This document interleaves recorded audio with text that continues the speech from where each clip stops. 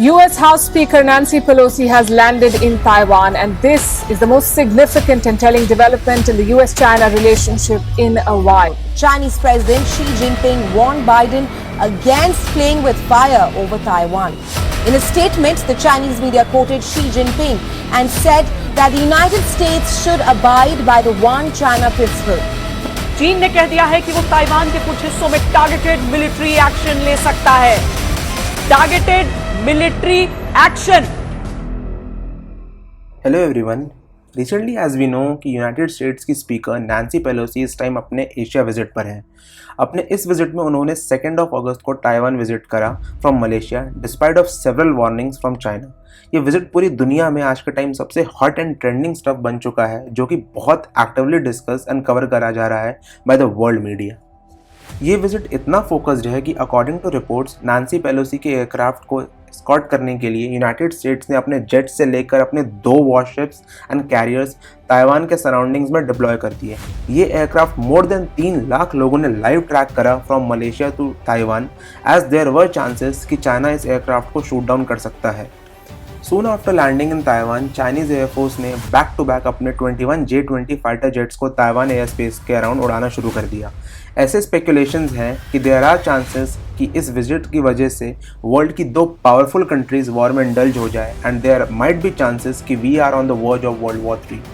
So let's quickly understand ऐसा क्या है कि ताइवान में एक स्पीकर विजिट की वजह से आज इन दोनों सुपर पावर्स के बीच में सिचुएशन इतनी टेंस्ड है कि बात वॉर तक आ चुकी है। So friends, I am Naman and let's understand what's going on with Taiwan, China and USA.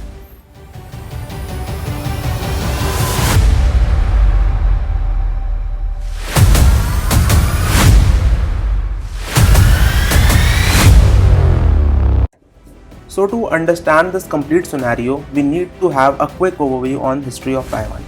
1894 से 95 में जब फर्स्ट साइनो-जापान वॉर हुआ तो उसमें चाइना को बहुत बुरी तरह से हार का सामना करना पड़ा, जिसमें उसे अपनी कुछ टेरिटरीज जापान को लूज़ करनी पड़ गई, जिसमें से एक ताइवान भी था। यहीं से बेसिकली कॉन्फ्लिक्ट की शुरुआत होती है। इन सेकेंड वर्ल्ड वॉर जब यूनाइटेड स्टेट्स ने जापान को न्यूक करा था, तो उसके बाद ताइवान ऑटोमेटिकली जापान के हाथ से निकल गया एंड चाइना में जाके ऐड हो गया। इसी के बाद चाइना में सिविल वॉर स्टार्ट हो जाता है between nationalist group and communist group, and जिसमें नेशनल ग्रुप को बहुत ही बुरी तरह से कम्युनिस्ट ग्रुप ने टॉर्चर करा। उसी के बाद अराउंड 15 लाख लोग जो कि नेशनल ग्रुप से डायरेक्टली या इनडायरेक्टली कनेक्टेड थे, और 1949 में ताइवान भाग के चले गए। Also a quick view on nationalist and communist groups. National group की आइडियोलॉजी पूरी तरह से डेमोक्रेटिक थी एंड जिसके लीडर चियांग काई शेक थे, एंड वहीं दूसरी साइड कम्युनिस्ट ग्रुप के लीडर माओ जेडोंग थे, जिनकी आइडियोलॉजी पूरी तरह से डिक्टेटरशिप से मैच करती थी। सो आफ्टर 1949 जब ताइवान चाइना से अलग हुआ, तो उसके बाद चियांग काई शेक ने एंड उनके बेटे ने ताइवान पे रूल करा। साथ में चाइना एंड ताइवान में आइडेंटिफिकेशन वॉर भी चलती रही, जिसमें ताइवान क्लेम करता रह गया कि they are original Republic of China. ऐसे ही टिल 2000 ये लोग ताइवान पे रूल करते रहे, एंड इसी के बाद ताइवान में फाइनली डेमोक्रेसी स्टैब्लिश कर दी गई। लेकिन इन्हीं सब में कम्युनिस्ट लेड चाइना ने ये कभी नहीं माना कि ताइवान एक सेपरेट नेशन है। वो ताइवान को अपना इंटीग्रल पार्ट ही मानते हैं, जिसको वो वर्ल्ड में OCP यानी वन चाइना पॉलिसी के नाम से प्रपोज करते हैं। सिंपल टर्म्स में चाइना की ये शर्त है कि जो भी कंट्रीज OCP को मानेगी, उनसे ही हम ट्रेड्स एंड बिजनेस करेंगे, एंड उनकी ही कंपनीज को चाइना में बिजनेस के लिए अलाउ करेंगे। इसमें हमारे the great prime minister Shri Jawaharlal Nehru ji का भी बहुत बड़ा सहयोग था टू चाइना। इसी के बाद चाइना ने 2005 में एक लॉ इंट्रोड्यूस करा।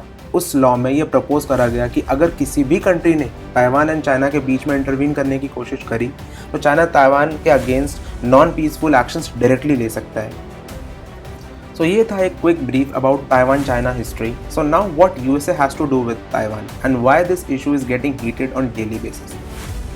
सो how does USA came into the picture. 1979 में जब यूएस प्रेसिडेंट जिमी कार्टर ने चाइना से रिलेशंस को स्ट्रॉन्ग करने के लिए वन चाइना पॉलिसी को एक्सेप्ट करा, तो उसी टाइम यूएसए ने ताइवान रिलेशंस एक्ट को भी पास कर दिया, जिसमें ये साफ मेंशन था कि USA will support Taiwan, which means USA वो सारी हेल्प करेगा to Taiwan so that Taiwan can defend itself, चाहे वो वेपन से हो, डिफेंस से हो या इंटेल से हो। Yes, strange but true, USA also accepts one China policy. So जैसे जैसे चाइना का राइज होता गया, वैसे वैसे यूएसए का सपोर्ट टुवर्ड्स ताइवान और भी स्ट्रॉन्ग होता गया। Recently American president Joe Biden से पूछा गया कि what will USA do if China tries to invade Taiwan, then president Biden ने स्ट्रेट अवे रिप्लाई दिया कि USA will have to intervene militarily to defend Taiwan and we are committed on that act. तो why Taiwan has become a spotlight, and ऐसा क्या है कि इसको protect करने के लिए वर्ल्ड की दो सुप्रीम पावर्स आज ऑलमोस्ट वॉर लाइन पे खड़ी है। पहला, the Taiwan is a semiconductor giant. More than 60% semiconductors in the whole world is single-handedly manufactured by Taiwan. Semiconductors are basically used in almost all the electronic devices near you. And USA does not want कि ये semiconductors की power China के हाथों में चली जाए completely. Yes, south China सी, ये reason पिछले बहुत सालों से डिस्प्यूट में है, जिस पे फुल्ली कंट्रोल करने के लिए चाइना डेस्परेट है because of the heavy trade and businesses done through this route, and United States ये बिल्कुल भी नहीं चाहता कि यहाँ पे चाइना का डोमिनेंस आ जाए, एज ये रीजन चाइना के पास जाते ही चाइना को बहुत ही सुप्रीम एडवांटेज मिल जाता है in that region, whether in terms of defence और ट्रेड्स। पिछले कुछ सालों में जिस तरह से चाइना का राइज हुआ है वो एक काफ़ी स्ट्रॉन्ग कंटेंडर बन चुका है to be the next super power by replacing United states.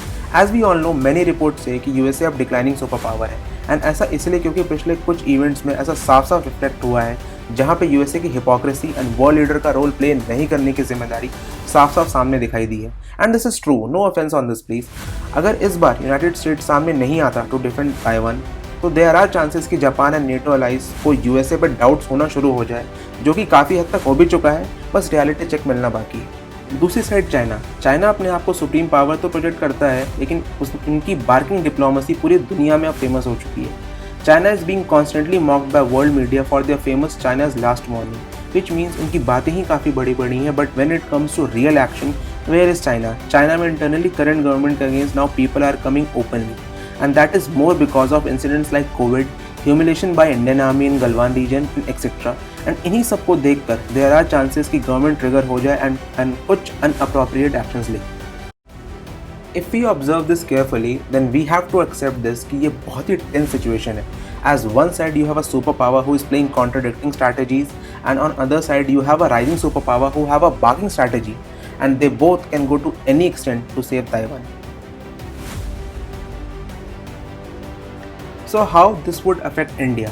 See, frankly, if something like war happens between China and USA, then without any doubt, India को इसमें पार्ट लेना ही पड़ेगा, unlike Russia-Ukraine war, as even India don't want कि Taiwan China के अंदर चला जाए, जिसका one of the main reason है semiconductor. So even India don't want कि चाइना की मोनोपोली semiconductors में बन जाए, जब तक हम self reliant नहीं हो जाते। Secondly, compared to China, India now has better relations with United States, and being a neighbor to China, USA can ask India to take part in this war, and if this happens, then automatically countries like Russia and Pakistan will also jump into this, and then without any doubt this will be another world war. So by seeing the current condition, there are chances that China can do anything at this point of time, and this could be a serious disaster for the whole world.